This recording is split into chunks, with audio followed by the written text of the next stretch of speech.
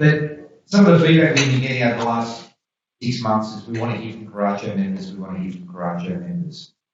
And Don, our national chairman, suggested that we invite Andrew to come and speak. It's a great story. Andrew, apart from being a member of Coraggio for quite a number of years, has been involved in the pet care industry for about 30 odd years. And part of Andrew's business, for those of you that have pets, is providing accommodation for pets when we all go on holidays. And if any of you have been flying around the world or overseas previously, we could always leave our pets with young Andrew at his hotels and go on holidays. Well, guess what happened in February this year? None of us could go on holidays. And this is a really, really large private business. So, ladies and gentlemen, without any further ado, I'd like to introduce you to Andrew Biggs. Well, thanks, Richard, and thanks for having me.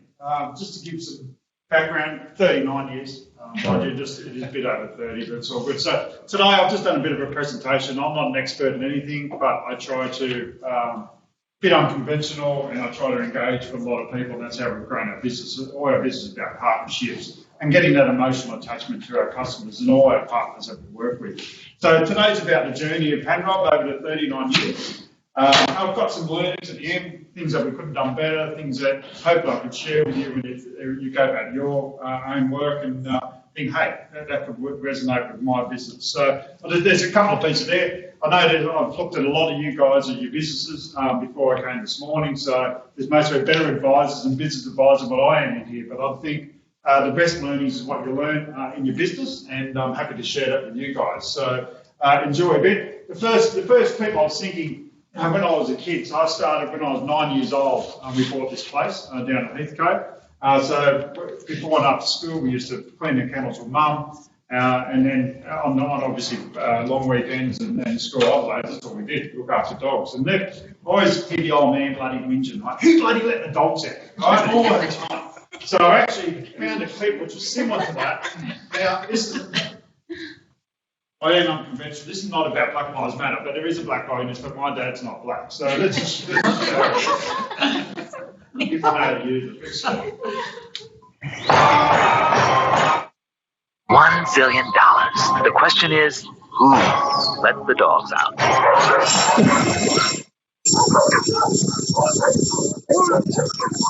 the dogs out? Who let the dogs out? That reminds me of my old man. There we bloody boy. Who let the bloody dogs out? The problem is bringing back in. Did anyone mark the dogs properly? Feed up, we just call them all, so it's all good. So that was just a memory, and I thought we're going to find something. I did that on the weekend. So so this is about the Hanrob story. It's about eyes wide open. I think that's a great shot. You know, dog looking out the window. A lot of us look inside the business. Let's start looking outside the business. And why I became a member of Coraggio is for that. You know, have mentors and great people within your group to be able to share ideas and leverage your thoughts into really boosting your business and leveraging your business. So I thought that's a really great shot. This is about the beginning. So this is just a story with this. This is my. It used to be called Hanrob Kennels. So my auntie and uncle, my auntie Marika used to breed standard poodles in Cronulla, and then when their customer used to go away, they used to then border with it. The council got the shits with that, and they said you can't do it anymore. So they opened up this facility at Heathcote back in the early 70s. So this is my Uncle Tom. This is me on the horse when I was a youngster. This is me here with a few of the horses. This is where that cow is now. There's actually quite a few kennels there now, and there's a group called, which I'll go through later, called Assistance Dogs Australia, which is a charity that we developed over the time to help people with disabilities. Uncle Rob on the tractor. Now again, that's where all the dog yards and runs are. This is a good old kitchen that I always remember it. Mum and Dad used to work together. Used to have some really good barneys in there. You know, in this business, there's a lot of emotion. And then this is when we first went there. This is our first dog, Sally, a little border collie down there. So that was early in the 70s, and then we bought it in 1981. So then we changed it because we're marketing experts. You know, I know there's some marketing people in here. Hanrob to Tanrod, Hanrob sounded good. So we decided to make it Hanrob kennels, pretty similar to that. Mum's Hanny from Netherlands and Dad's Robert, so Hanrob made sense. My brother's Gavin, I'm Andrew, it didn't really make sense, didn't fit, so that's why we went with that. So this is my mum and dad. That's their dogs, and we're doing some transport with that. This is Bob in the cool days. This is our first van run. So what he did when we opened up one of these businesses is that and grew Heathgate, he set up a partnership business with vets. So it's a strong recommendation, and then that's when we set the transport business up. This is Mum. I think day 6 when she worked there. Dad didn't work there at the time. He still worked for an organisation called Honeywell. So Mum just ran the facility until he wanted to put more effort into the grow it. You can imagine, so this is that's the original, what it was. You can imagine we had great parties here, around the pool with dogs barking all day over Christmas, so it wasn't really enjoyable. We used to have never forget here, we used to have a cockatoo here, and Mum used to say, when the phone didn't answer, who's going to answer the bloody phone? So this cocky used to say every time someone with the phone rang, he started swearing at people, the customers. Maybe not a good marketing thing. So then this is the team. When I was, when I started there, I was just a dog trainer. I'm really passionate about training dogs. We do a lot now with greyhounds and all the rest of it, rehabilitation. So this is me down here, and there's Mum here. So 1980s haircut. I love it. This little picture here, that's a group in America called Canine Companions for Independence. And back in the early 90s, we set up a charity called Assistant Dogs Australia. So this dog comes from California. These two people were the puppy raisers, and then we brought that dog over here, and we set up Assistant Dogs Australia, which now trains upwards of 300 dogs to help people in all disabilities and physical and mental disabilities. There's a team back then, and we're still, some of those still stay with us now. We've got the longest serving person is 28 years. And you see, it's a cool dog, right? The one on the end. Someone can pronounce what it is. Just talk about the brands quickly, just to give you an idea. This is a real interesting one. I've had a lot of marketing people come to ask, what are you going to call it? I'm really torn at the moment when you see our growth and how we're going to go forward. But we have got, at the moment, we've got Hanrob Pet Hotels. So that's really, we believe every pet is an individual. Everything we do, and I can share this with you, but everything that we do is about the emotion. How do we get our emotional attachment to our customers? And then put that professional care side across. It's really critical. We look after, like next week, we'll have upwards of 2,500, we've still got 2,500 pets with us. And so there's a huge amount of responsibility, huge amount of training to make sure every pet in our care is looked after. And we talk 24/7. They're very high intensive with staff and labour. And then we've got, through COVID, I'll mention this later, but we set up a new division, our transport division.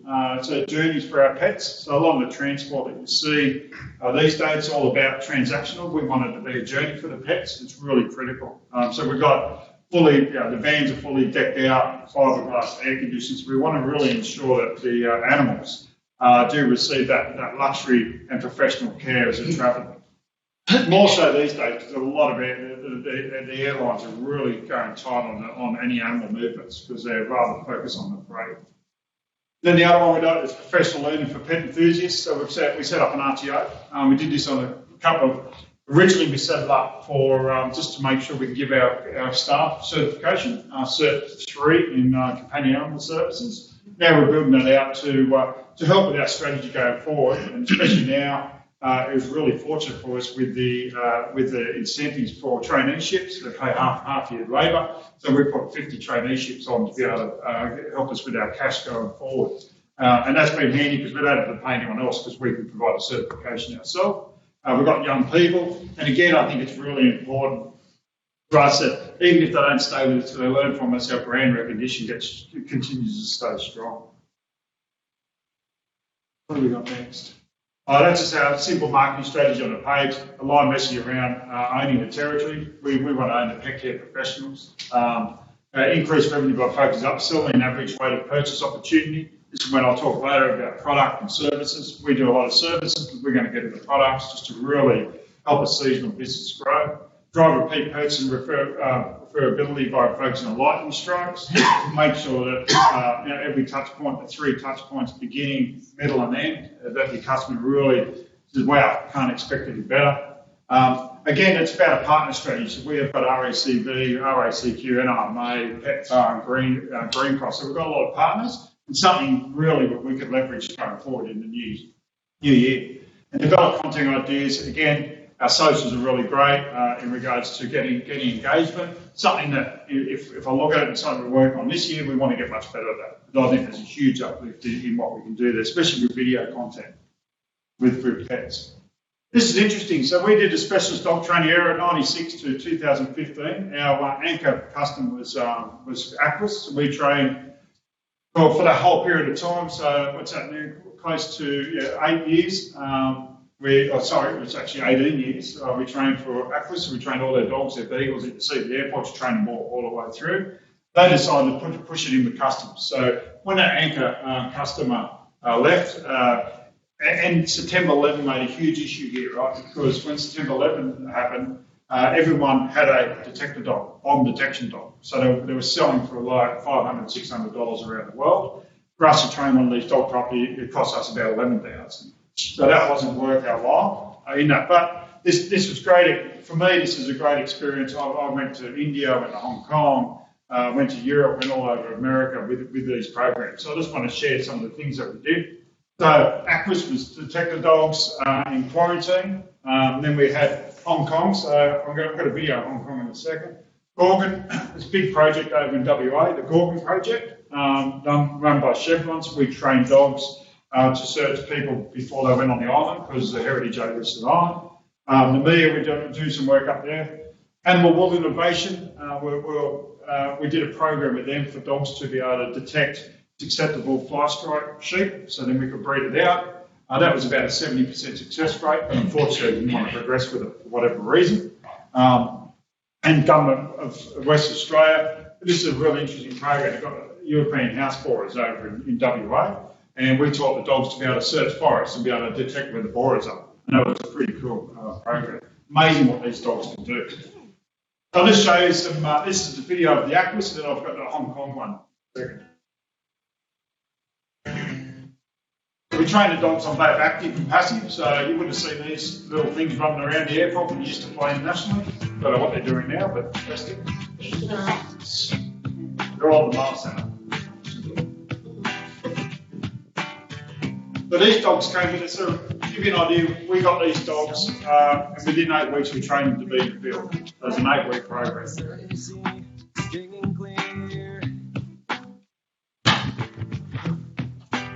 The biggest thing we train these dogs has been where they're sniffing and still climbing across things. That's an active dog. So when you see dogs with passive is with food and active is with a play drive. You see customs do a lot of active drive. That's what you see, and the police dogs do too. This is a Hong Kong one. Now this is a video we did because one of the issues we have with Hong Kong, this was with avian influenza. We had to reduce the likelihood of live animals and raw meat. Yeah, raw meat. And everyone says to me, "Shit, training your dog to have find raw meat. It's pretty easy." But if it was cooked, they couldn't find it. So we had to train the dog to say, if there's any blood in it, we're going to have to detect it and stop the passenger. If there's blood, if it's fully cooked, no blood, you're going to have to let it go through. So this is a static search that we did. I might stop it. I'll talk through it at the end. Is that these dogs were searching 150,000 people a day going across the Logan border crossing. And we learned a lot here. So what they wanted to do, they said, we can't just put this out there because the Asian population wouldn't understand what these dogs are for because they're really strong in customs. So we did this quirky advertising. So your marketing gurus in the room will love this. To combat smuggling of animals and to prevent the introduction of animal diseases into Hong Kong, we need AFCD quarantine detector dogs. I'm Archie. I'm Rosie. I'm Sally. More than 300,000 people enter Hong Kong via land, sea or air every day. In order to combat the smuggling of quarantine items and the introduction of animal diseases, a quarantine detector dog program was established in early 2008. The dogs are trained to detect mammals, birds, reptiles, and animal products, for example, crocodile meat, even when they are concealed in baggage or under several layers of clothing. In order to protect public health, they are responsible for preventing the smuggling of animals and introduction of animal diseases.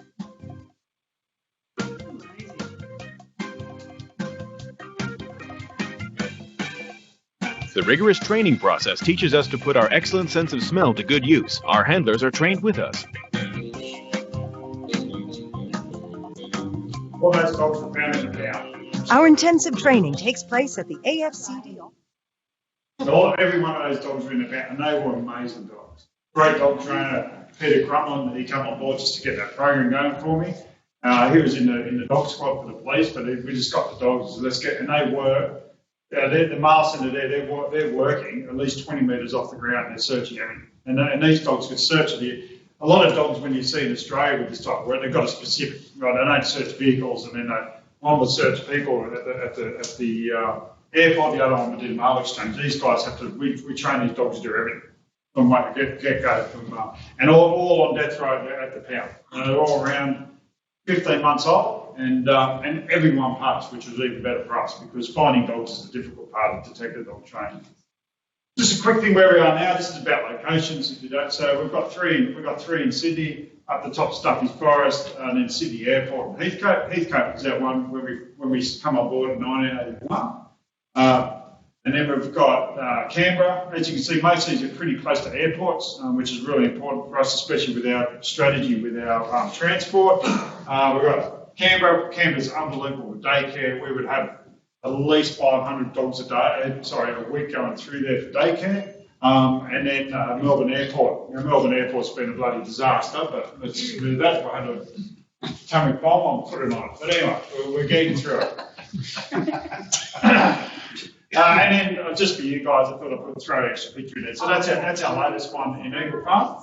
So that's been going 2 years now. That, without all the noise, that's actually been really strong through COVID. It's been really strong all the way through, and it proves that our strategy going forward, we're putting $1 million to all the other facilities to upgrade them. But if people will come, if they see something new and up to scratch with their pets, they'll come without it there. So just to give you an idea, we got impacted twice with the fires and COVID, so it's a shitty time. Dad said, I'm out of here, it's a much better stage just so we get through this. So with the fires, we're impacted in obviously not up here, but New South Wales and Victoria. So pretty well, I'll go through the story and what happened.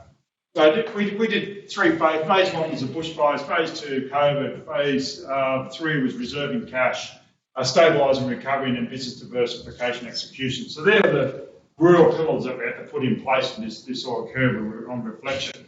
So the killer for us was we had 1,500 cancellations because of the bushfires. That was $512,000 of discounts. And the big one when COVID hit is because we had a lot of Easter holiday bookings. So that's where the 2,249.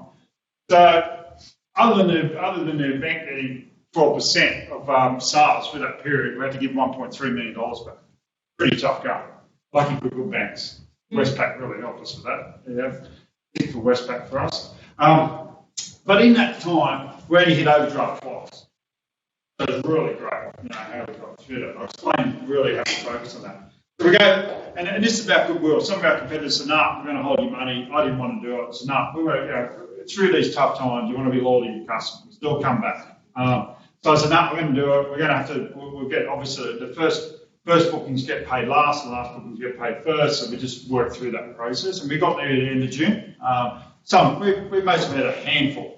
2%, I reckon, would have complained. We just paid them, moved them on. And they most probably might not be customers going forward, but we did send a thank you out to all of them after the event.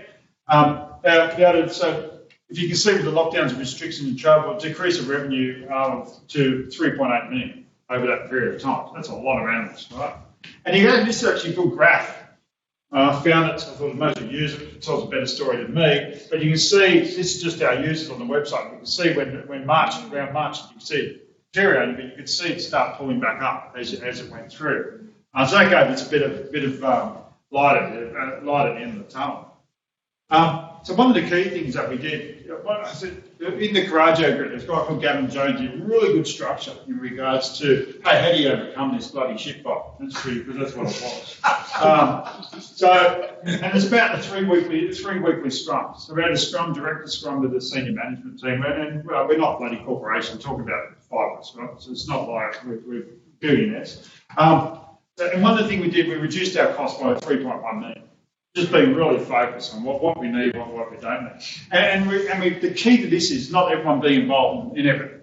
Everyone being aware, but so lease management, that was my job. Wow, yeah, shit, man, you can do that and argue with the landlords. That was hilarious. Never said fuck so many times. We got there. Now it's starting again. But hang on. People management, like that was really critical, right? People's heads exploded. So, you talking about? Yeah. So anyways, that was really important. We got through that. Government and bank relief, they've got financial bean count, don't worry about that one. They were really good, actually. They gave us overdraft and just really making sure that you nailed every relief package out there. Nail it, right? And in the middle of this, I had to help the other. Then we set up a new association for pet boarding and dog training and dog daycare business because we had to help them as well because they're all stressed out the same way, right? And then vendor management, pretty well saying we're not paying you anything, and we don't need you right now, and we'll come back. It's just being real. It's all came down to that, and they really didn't have much choice. But the way I did say it nicely, that was key. But there's a real big thing in here, right? One of the things where this is shitty times, right? Shitty times, because I think, we're going to get out of this. So I thought, we have to help someone. Because my empathy will come through, I have to help, so I had to do something. Like we've got empty bloody buildings and assets. So we set up a not-for-profit program, Pets in Our Life program for crisis support. So this is for, really used a lot in Victoria and anywhere else. So this is for people, medical people who are sick, and this is not just for people with COVID, but just generally sick. So it's a not-for-profit we set up. So at least if we're covering some cost for our staff, we've got them back in the workforce. But the key to this is when I released this, and I spent $9,000 on PR, good old PR people, don't give you any discounts. But the key to this was my team, because my team was stuck. Right, and I said, hey, come on, guys, we've got all these assets. Let's put this shitty time to good use. And that really got them boosted. And for me, it got me boosted because it's bloody hard work, when you're thinking, how are we going to survive? And in the middle of it, build a website, why not? No one's looking at your web. No, great for SEO, no one's looking at your business, so you may as well build a website, And then we set up this transport business, which is now, that does about $50,000 a month. We set out about a $20 million business as we go forward. Pretty exciting about that. We've done nothing. What we did find, and really interesting, goodwill. No goodwill in the other provider. Zero. Because they didn't connect with their customers. That was the reason why. And then with this one, it's a Hanrob dog stay in play. So obviously there's a huge amount of interest coming out in major retailers coming to us in regards to rolling daycare. Dog daycare. They all know, there's dogs everywhere. What can we do? How do we make money? How do we actually connect with the community? So we're working with that now. We see potentially over the next 3 to 4 years, 20 to 30 daycare sites we're going to roll out. So anyone want to give me 20 million? That was the first girlfriend when she looked at me. So gross snapshot, marketing mag, because most of it is. So through all that COVID stuff and where we are, I guess, from my point of view, diversification was critical. It really just put us into where the business should have been in the first place.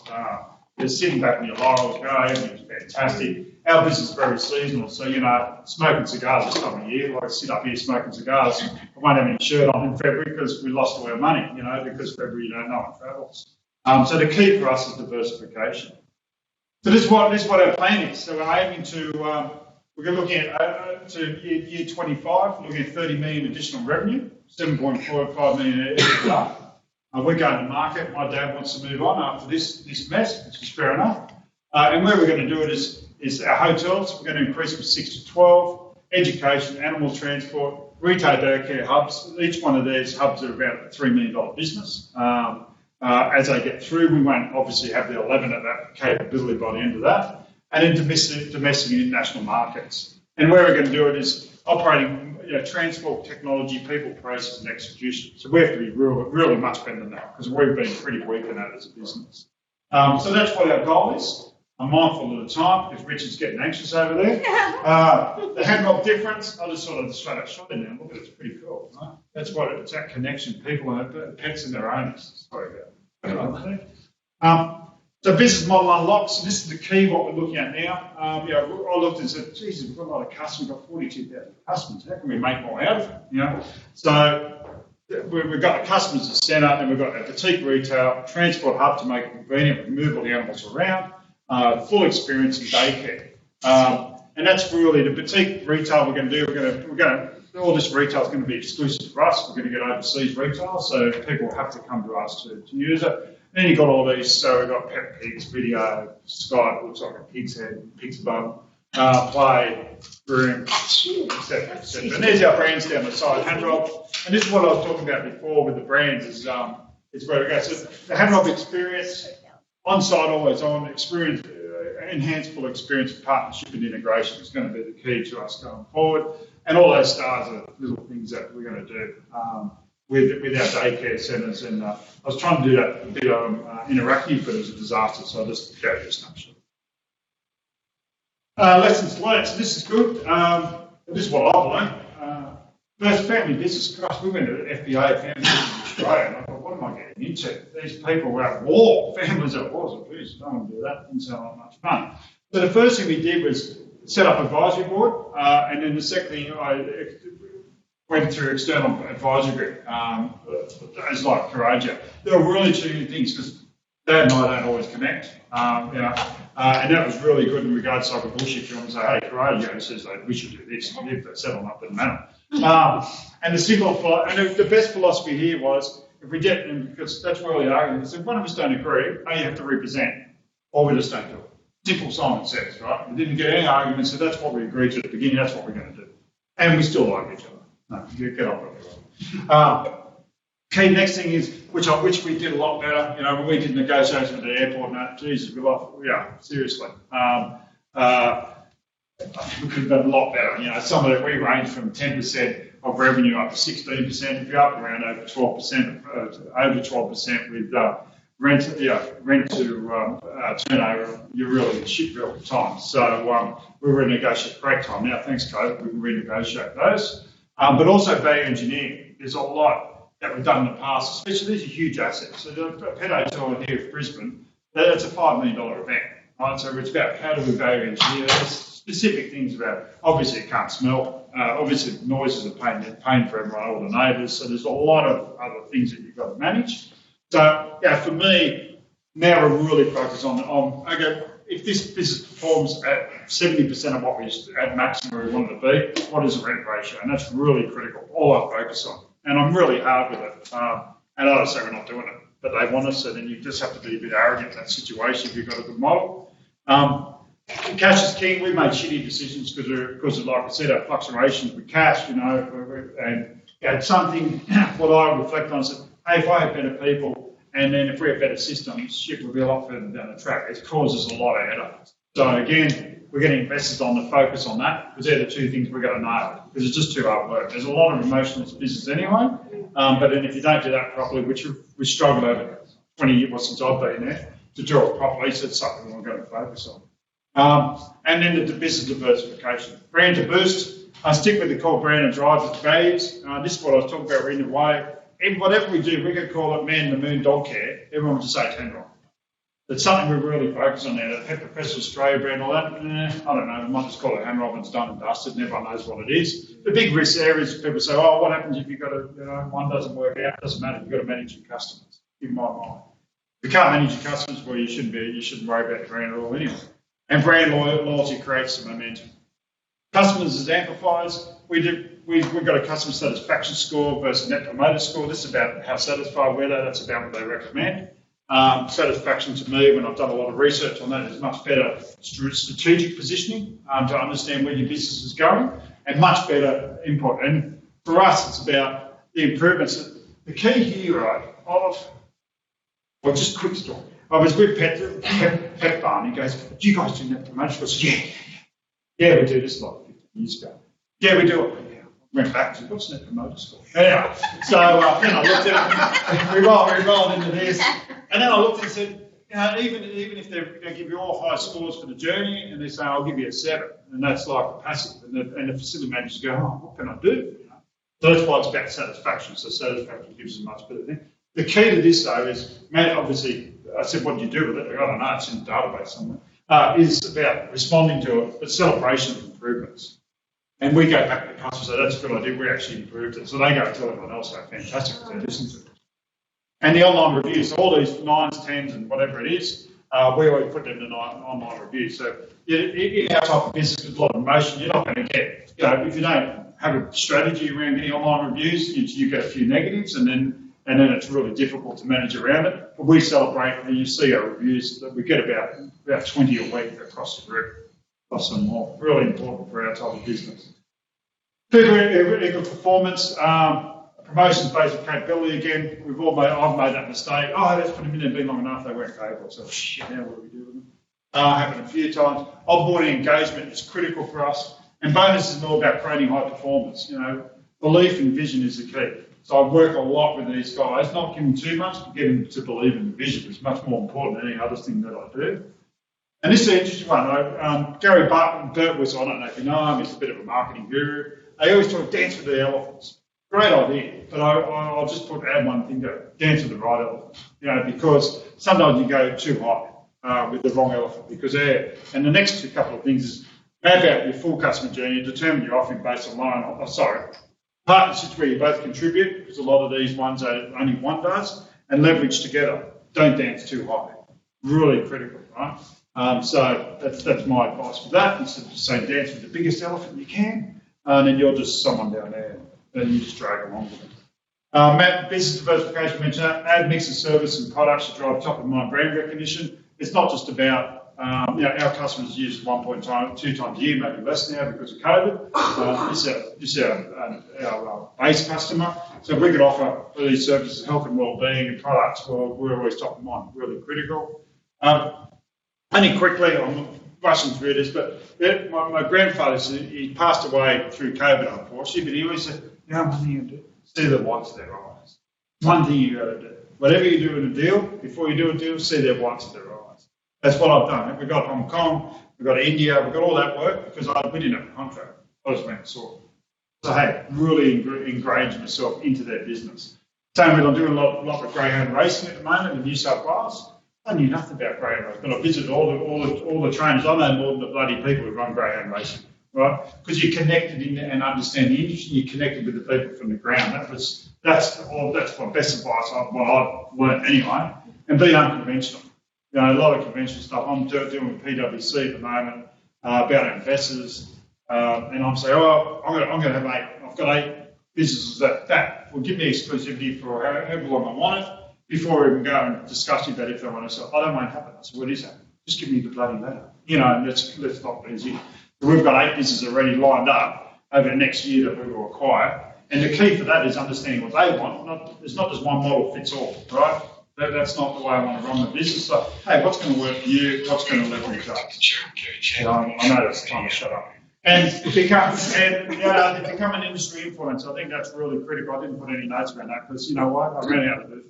I didn't want to go on that slide. I thought, shit, I won't. Anyway, it's all good. This is our Brisbane team. I thought we may as well keep it a bit low. Sunny day.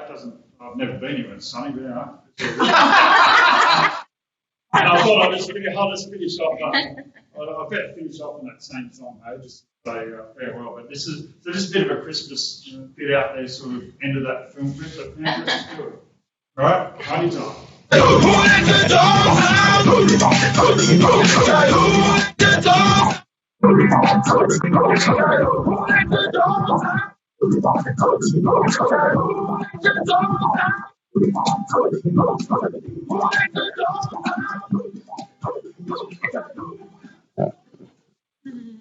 Ladies and gentlemen, thank you.